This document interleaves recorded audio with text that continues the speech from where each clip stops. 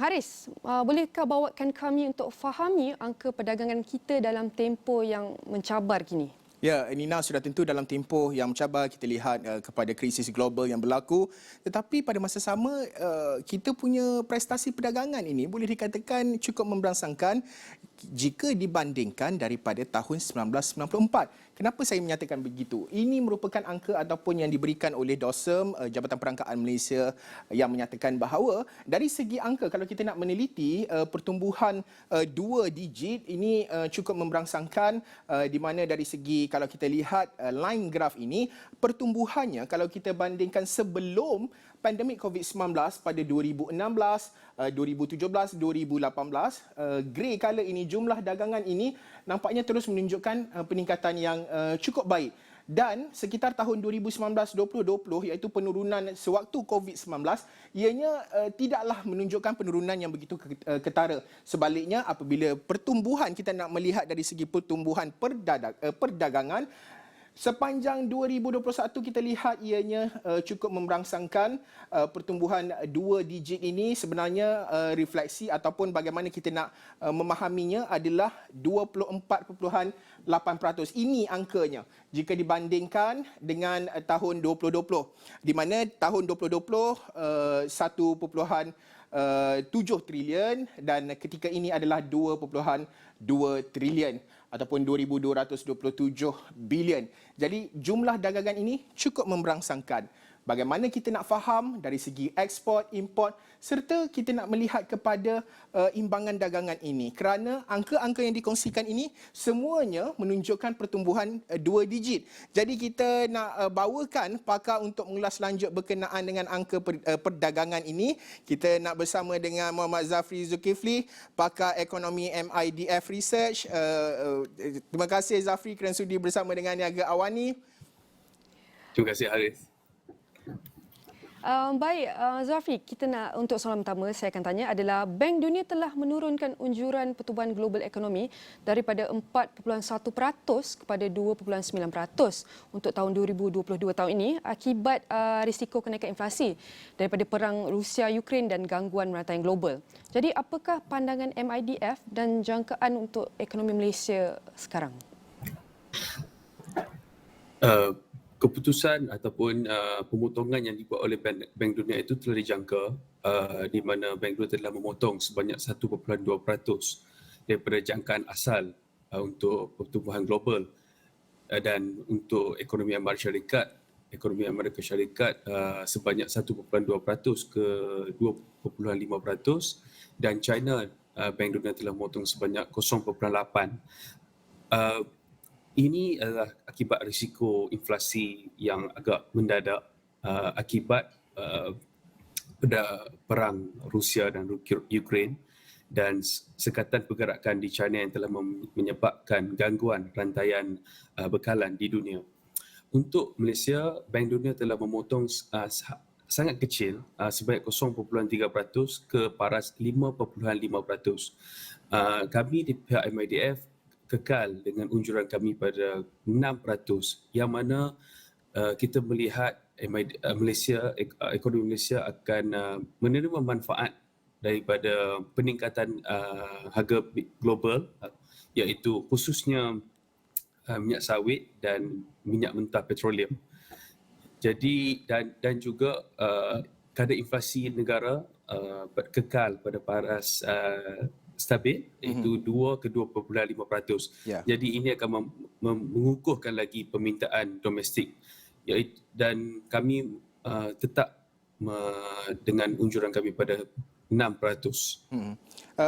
Zafri, betul kita melihat kepada unjuran 6% itu, tetapi pada masa sama adakah kita nak melihat kepada inflasi terutama di peringkat global dan juga impaknya kepada Malaysia ketika ini, adakah risiko inflasi ini telah melembabkan prestasi dagangan domestik? Secara purata inflasi Malaysia kekal stabil, seperti saya sebut tadi, 2 ke 2.5%. Inflasi makanan naik akibat kenaikan harga komoditi, namun kerana tiada peningkatan yang mendadak terhadap harga minyak runcit, iaitu RON 95 dan diesel iaitu RM2.05 tahun ni, tahun lepas pun RM2.05, jadi tiada tekanan inflasi ke atas purata inflasi negara.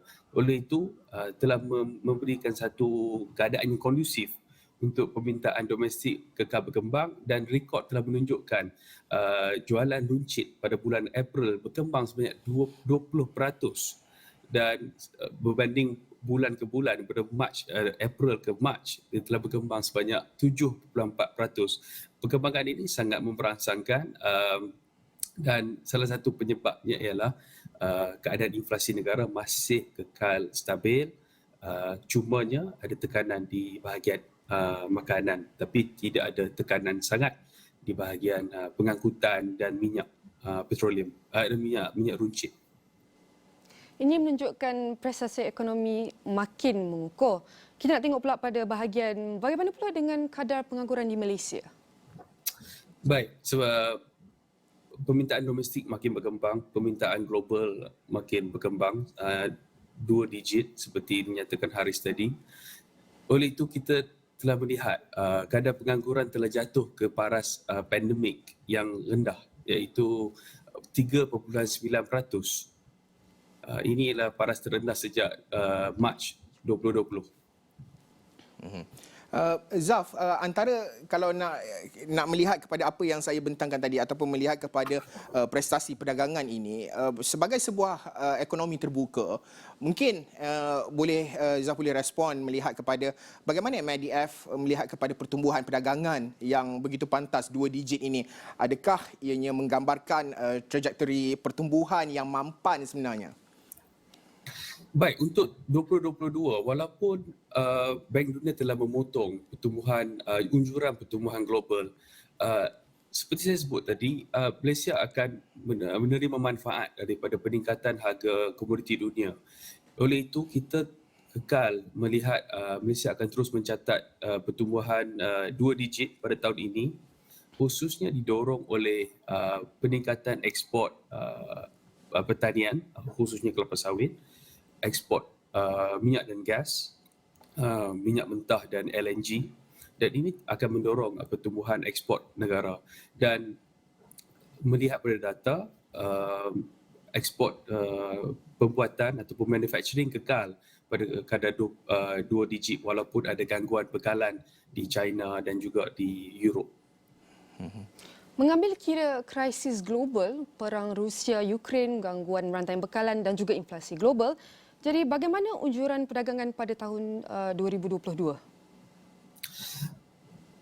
Baik, setelah pembukaan ekonomi domestik negara, kami menjangkakan import negara akan meningkat ke paras 19%, berbanding ekspor akan meningkat sebanyak 16%. Ini walaupun dia 16 dan 19 lebih rendah berbanding tahun lepas. Namun peningkatan 2 digit ni dilihat masih kuat dan memperangsangkan. Seperti saya sebut tadi, ia akan didorong oleh peningkatan hasil ekspor minyak dan gas dan kelapa sawit dan juga sektor pembuatan. Untuk import sudah tentu didorong oleh peningkatan ekonomi domestik dan khususnya bahagian input modal dan input capital goods yang akan merancakkan lagi prestasi ekonomi negara. Baiklah, kami ucapkan terima kasih kepada Muhammad Zafri Zulkifli, pakar ekonomi MIDF Research, atas perkongsian sebentar tadi tentang kesan dagangan ekonomi kepada Malaysia.